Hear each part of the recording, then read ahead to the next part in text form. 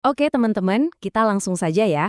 Ada satu pertanyaan yang sering banget muncul, entah Anda seorang Katolik atau bukan, pengakuan dosa ke imam, itu ada di Alkitab nggak sih? Nah, dalam penelusuran kali ini, kita bakal coba bedah bareng-bareng. Kita akan telusuri jejaknya dari awal sampai akhir Alkitab. Dan biasanya, argumen utamanya, ya ini. Tunjukin ayatnya di mana Alkitab bilang kita harus ngaku dosa ke imam. Kalimat ini sering jadi tembok besar kan? Dan ini akan jadi titik awal kita. Logikanya sih, kalau nggak ada hitam di atas putih, kata per kata, ya berarti nggak alkitabiah. Sesimpel itu. Tapi, gimana kalau kita salah cara mencarinya? Gimana kalau kuncinya itu bukan di satu ayat yang tersembunyi, tapi justru tersebar di keseluruhan pola Alkitab? Nah, ini yang akan kita lakukan. Kita nggak akan hunting satu ayat, tapi kita akan jadi detektif yang menyusun kepingan-kepingan puzzle dari seluruh Alkitab. Siap? Oke, kita mulai. Seperti membangun rumah, kita harus lihat dulu fondasinya.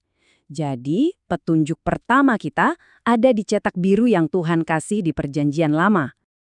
Lihat deh, di kitab bilangan itu jelas banget polanya. Tuhan sendiri yang menetapkan sistem 3 langkah ini kalau ada yang mau berdamai lagi sama dia. Pertama, ya orangnya harus ngaku dosa. Kedua, bawa persembahan khusus. Dan yang ketiga, ini dia kuncinya. Ada seorang imam yang memproses pemulihan itu di hadapan Tuhan. Jadi dari awal banget, ternyata sudah ada perantara manusia dalam sistem yang Tuhan buat. Jadi, apa inti dari semua ini? Intinya adalah pengakuan dosa lewat imam itu bukan penemuan baru. Itu sistem yang dipilih Tuhan sendiri dari dulu. Kenapa? Karena dosa itu bukan cuma urusan pribadi kita sama Tuhan, tapi juga merusak hubungan dengan komunitas. Makanya pemulihannya pun harus kelihatan, harus nyata, nggak cuma perasaan bersalah yang disimpan di dalam hati. Nah, fondasi ini penting banget untuk kita pegang. Oke, fondasi sudah kita lihat. Sekarang kita lompat ke Perjanjian Baru. Pertanyaannya, apa yang Yesus lakukan dengan pola ini? Apakah dia bilang, udah nggak perlu lagi kayak gitu? Atau dia justru menyempurnakannya? Yuk kita lihat. Nah, ini dia, momen puncaknya.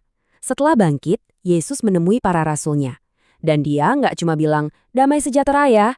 Lihat baik-baik, dia memberikan mereka otoritasnya sendiri.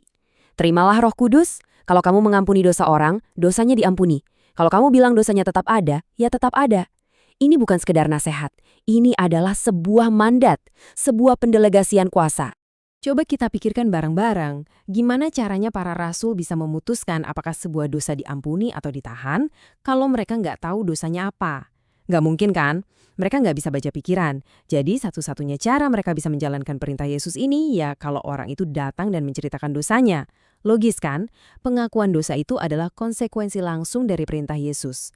Dan ternyata ini bukan cuma teori loh, gereja perdana langsung mempraktikannya. Di Kisah Para Rasul, orang-orang yang baru percaya datang dan mengaku perbuatan mereka. Di surat Yakobus jelas banget dibilang untuk saling mengaku dosa dan kalau ada yang sakit panggil para penatua, yaitu para imam untuk mendoakan dan dosanya akan diampuni. Jadi ini benar-benar hidup di komunitas Kristen pertama.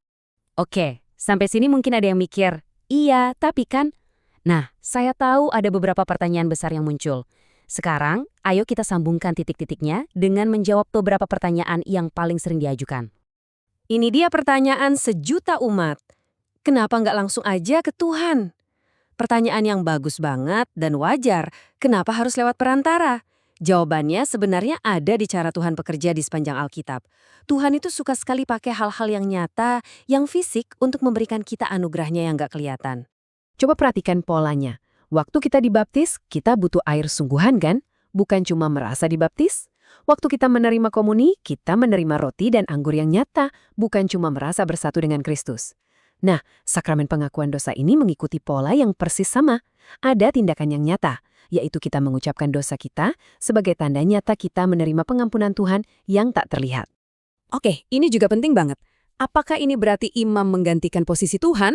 Wah, ini kesalahpahaman yang serius. Jawabannya tegas, sama sekali tidak. Mari kita luruskan konsepnya.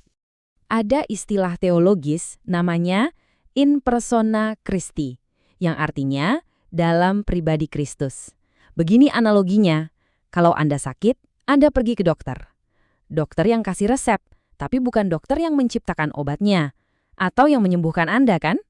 Dokter itu cuma instrumen. saluran resmi. Nah, imam dalam pengakuan dosa itu persis seperti itu. Dia bukan sumber pengampunan. Kristuslah sumbernya. Imam hanyalah instrumen yang Kristus gunakan. Baiklah, sekarang kita sudah punya semua kepingan puzzle-nya. Mari kita satukan semuanya untuk melihat gambaran besarnya, dari zaman para rasul sampai sekarang.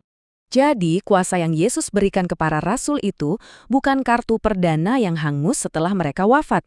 Enggak, kuasa itu diwariskan. Para rasul menumpangkan tangan pada penerus-penerus mereka, dan mereka menumpangkan tangan pada penerus selanjutnya. Inilah yang disebut suksesi apostolik, sebuah rantai yang tak terputus. Alurnya jadi kelihatan jelas kan? Dimulai dari Kristus yang memberi otoritas ke para rasul. Lalu, Santo Paulus sendiri bilang kita harus pegang tradisi, baik yang lisan maupun tulisan. Otoritas ini kemudian diwariskan lewat suksesi apostolik. Dan sampai hari ini, para imam dan uskup adalah bagian dari rantai yang tak terputus itu. Jadi, ini bukan sesuatu yang diciptakan gereja di tengah jalan. Gereja hanya menjaga apa yang telah diwariskan. Jadi, mari kita rangkum perjalanan kita. Pertama, kita lihat cetak birunya di Perjanjian Lama, Tuhan sudah pakai imam. Kedua, Kristus datang dan memberikan mandat yang sempurna kepada para rasulnya. Ketiga, gereja perdana langsung mempraktekannya. Keempat, otoritas ini diwariskan terus-menerus lewat suksesi apostolik. Dan kelima, inilah yang kita kenal sekarang sebagai sakramen tobat. Semuanya nyambung, seperti benang merah dari awal sampai akhir. Kesimpulannya begini. Kalau kita melihat Alkitab secara keseluruhan, sakramen pengakuan dosa itu ternyata bukanlah sebuah penyimpangan atau tambahan dari tradisi manusia. Sebaliknya, ini adalah kelanjutan yang sangat alami dari cara Tuhan bekerja dengan umatnya sejak awal mula. Ini adalah salah satu cara paling nyata bagaimana Kristus sampai detik ini terus menawarkan belas kasihan dan pemulihannya kepada kita semua.